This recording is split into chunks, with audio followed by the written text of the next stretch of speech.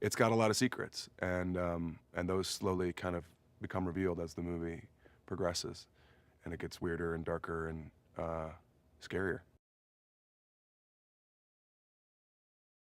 I've admired Jeff's career my whole life, and I've been a fan of his since I first saw him in, I'm gonna say Tron, but I remember, seeing Last Picture Show and seeing all of his work and just being blown away, including a movie called Blown Away. I think it was called that. But yeah, I've loved his work for a long, long time, and to get a chance to work with him was a real dream come true. But I mean, I could say the same thing about pretty much everyone else in the cast. Cynthia is such a phenomenally talented woman, and Dakota and Lewis and everybody on down the line.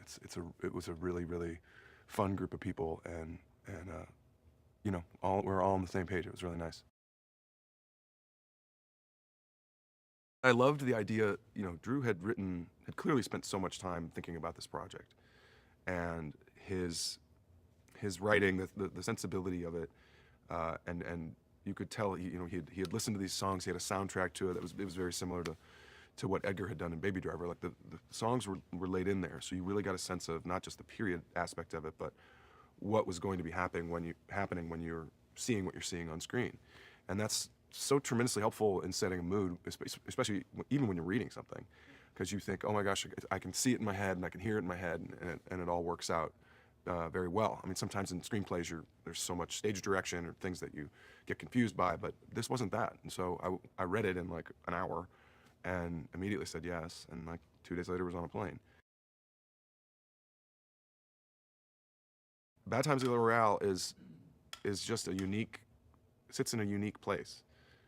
It's a thriller, it's a mystery, it's a lot of things. It's kind of a psychological thriller. It's a whodunit.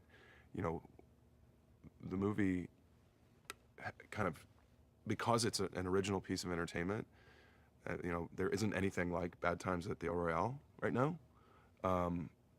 It's kind of many-genred instead of just being a genre or based on a book, play, comic book, ride, toy, what have you.